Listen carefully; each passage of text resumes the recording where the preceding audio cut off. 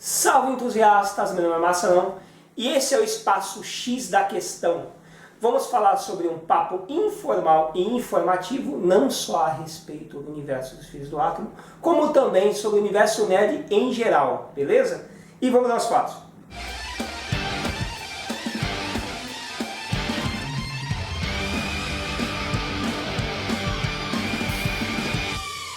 Bom, queridos, é o seguinte, esse vídeo aqui nós vamos falar sobre um tema muito importante que é o tempo. Espero que vocês tenham tempo para poder assistir esse vídeo, que ele vai falar sobre a época em que fatos importantes dos quadrinhos, né, principalmente do universo dos X-Men, da cronologia dos X-Men que a gente fala tanto no nosso canal, ocorreram, tá? Fatos importantes que foram a proposta do universo da Marvel Comics, sobre o comando do Stan Lee, né, que ele queria que todos os fatos fossem abordados no mundo real, né, e isso está ligado literalmente ao tempo e época, tá? Então vamos ao tempo em que os X-Men, em que os quadrinhos dos X-Men foram ambientados, que foi na década de 60, né, eles estrearam em 1963 e é sobre a década dos anos 60 que nós vamos falar a princípio, depois vamos para as próximas décadas, beleza? E é isso aí. Na verdade é interessante falar sobre a época, porque tudo que nós conhecemos visualmente a respeito de sociedade, tecnologia, era muito diferente na década de 60. Principalmente a roupa, né, que os X-Men usavam, fora daquela roupa técnica deles, a roupa de super-herói, né, que eles foram concebidos, existiam as roupas que as pessoas, os jovens, usavam na época. E é engraçado que quando eu vi os primeiros quadrinhos dos X-Men, o número 1 em questão, eu falei, caramba, olha a roupa. Mas enfim, era a roupa em que os desenhistas, o Jack Kirby, conhecia na época, e ele retratou isso muito bem. Aquela roupa que os jovens usavam na época, que foi mostrado nos quadrinhos dos X-Men, no primeiro quadrinho dos X-Men, é a roupa que eles utilizavam, sim. E a roupa, aquela roupa esquisita, né? Que eu a princípio até falei, meu Deus do céu, era daquele jeito, sim. O cabelo da Jean Grey, que ela aparece não só ela, com todas as mulheres, as personagens femininas da época também, tinha um lance diferenciado e de fato era daquele jeito, sim, que as jovens, as mulheres utilizavam na época da década de 60. O Forge foi um personagem que participou, teve a sua primeira ambientação na Guerra do Vietnã, né, que iniciou na década de 60. Né? Aquela passagem do Forge, muita gente que acompanha os X-Men sabe que ocorreu de fato na década de 60. A tecnologia dos X-Men, que era uma tecnologia fantasia, ela flertava também com a realidade. Muito do que foi mostrado nos quadrinhos, né, aquela coisa que começou a decolar como tecnologia militar, porque a tecnologia militar ela é geralmente a mais avançada da época, e nos anos 60 não foi diferente. Tinha um helicóptero que os X-Men utilizaram, que foi muito bem retratado, que foi inspirado no Sikorsky UH-19A, que é um helicóptero que aparece nos quadrinhos dos X-Men. Se vocês pegarem a imagem do desenho, vocês vão ver com a imagem real, com a foto real, que era a mesma aeronave da época. Tem uma outra também que é interessante, que quando eu fiz as minhas pesquisas sobre a tecnologia dos X-Men, eu descobri que esse helicóptero é muito interessante, muito legal visualmente, que tinha toda uma característica própria, ele existiu de verdade também, que é um McDonnell Douglas XV-1. Ele aparece num quadrinho dos X-Men, e eu até acredito que a mesma foto que foi utilizada, né, que foi fotografada, foi utilizada para poder retratar o quadrinho da época pelo Jack Kirby. E assim, muita gente, já até me deparei num dado momento com uma pessoa que questionou se existia, né, se o Stan Lee e o Jack Kirby eles abordavam, né, o racismo, né, meu Deus do céu, ter escutado isso aqui, né, foi absurdo, né, mas de fato é lógico, né? Mesmo porque isso foi os fatos, o pano de fundo, né? Que o Stan Lee criou os X-Men, né? Que foi aquela coisa da intolerância racial do ser, da coisa de segregar, né? Que existia muito na década, principalmente na década de 50, mas também nos anos 60. E isso foi ambientado e existiu de fato nos quadrinhos do X-Men da época, tá? Esse lance do racismo, beleza? Isso foi o cenário da década de 60. E vamos à década de 70, 1970. É interessante falar da década de 70, que a década de 70 foi muito influenciada pelas discotecas. Foi quando as pessoas começaram a aglomerar em espaços que tinham grandes músicas, ambientadas com muitas luzes e tudo mais. Isso influenciou a moda também, como em várias épocas, né, no decorrer do tempo. As vestimentas da época é muito característica, da mesma forma que o cabelo também, né? E assim, elas foram muito impulsionadas pelo John Travolta dançando em bares de sábado à noite. E isso impulsionou muito a forma com que eles se vestiam na época. Tem o bairro do Harlem, né, que era um bairro mais de predominância negra, que eles tinham também características de se vestirem, e que muitas vezes nos quadrinhos dos X-Men, a Tempestade, os pais dela eram do Harlem. E teve momentos em que ela voltou àquele ambiente, né? E os quadrinhos eles retratam muito bem esse ambiente. Os carros grandes, aqueles carros enormes, né? Que a gente costuma visualizar em filmes antigos da época, também foram muito bem retratados nessa época, né? Então os quadrinhos acompanham muito essas tendências, né? Então os X-Men acompanharam também esse lance da discoteca, inclusive com uma personagem mutante muito importante, que é a Dazzler, a Cristal, né? A Cristal, ela tem o visual e ela veio dessa época do disco, né? Ela foi criada com essa carga cultural.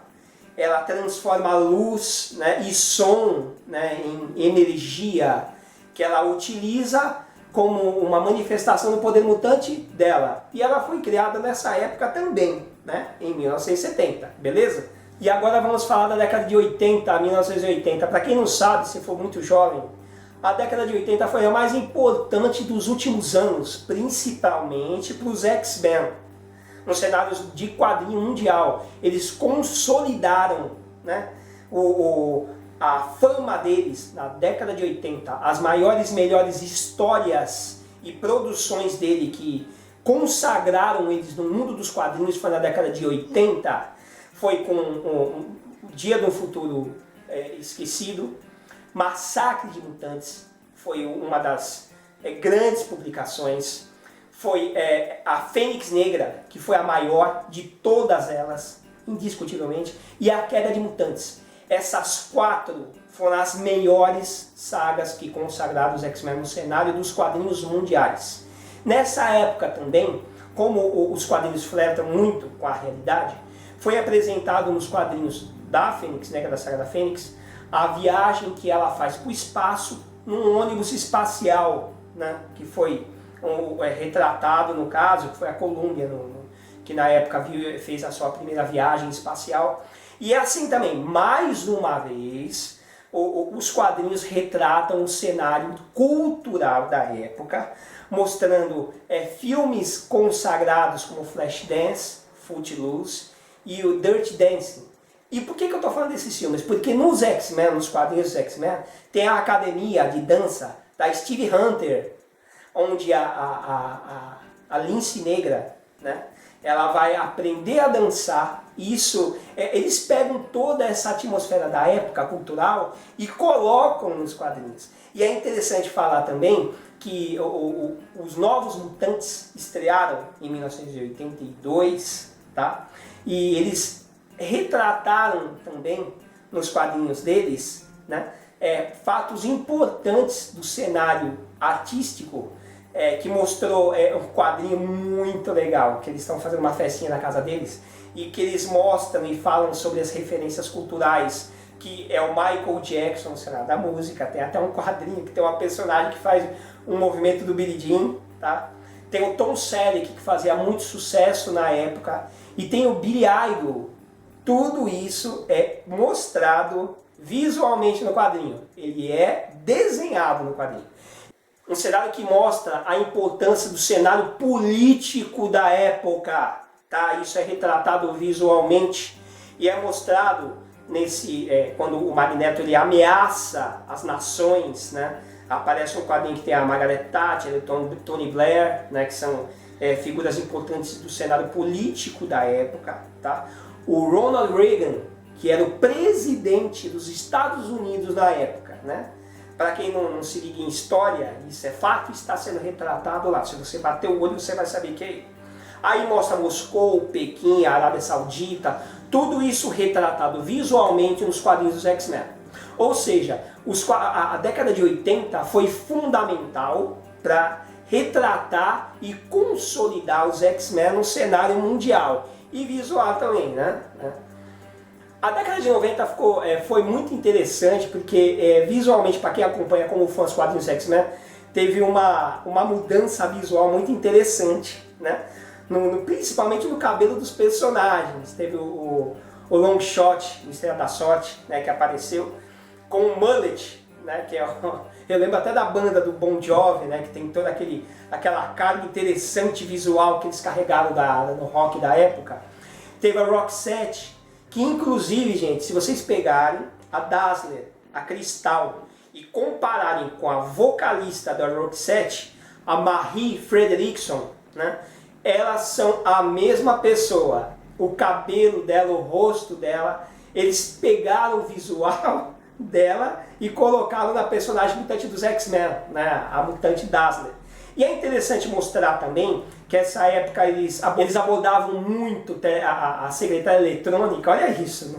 Os X-Men tinham uma tecnologia tão absurda, né? E eles mostravam constantemente isso. E tem vários momentos também que eles apresentam o CD de dados, que é muito interessante, que aparece, olha só que interessante, que é como eu disse para vocês, os quadrinhos flertam muito para a realidade, né?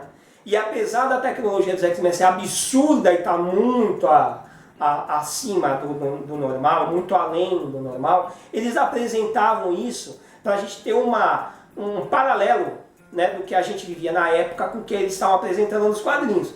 Tem o CD, o disquete, gente, olha só. Disquete também aparece na época.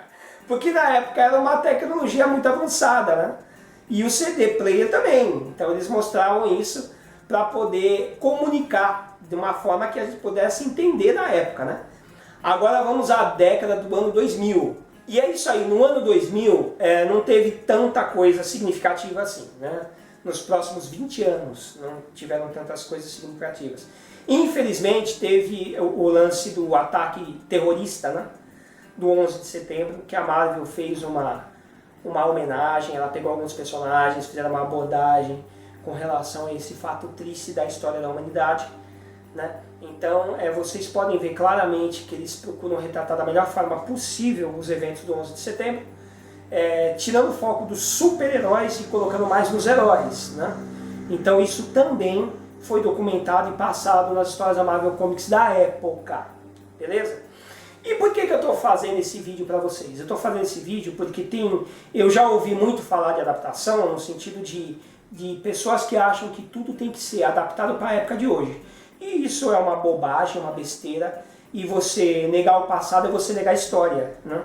Isso não é legal. No meu ver, você tem que retratar a época como ela foi feita, porque ela tem toda uma bagagem de informações e de significativo, né, com relação à história, né?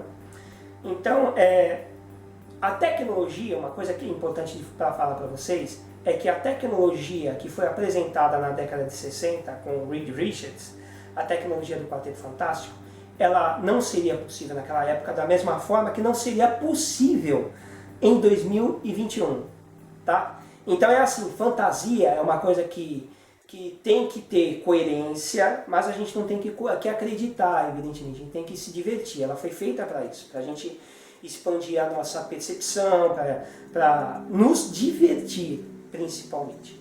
Então o objetivo desse vídeo é trazer essas informações para vocês terem a ideia, né, de que é importante os personagens, os quadrinhos, eles trazerem informações do tempo e da história, né, para que no futuro a gente não perca essa importância que tem os fatos, né, que flertaram com a realidade e com a história.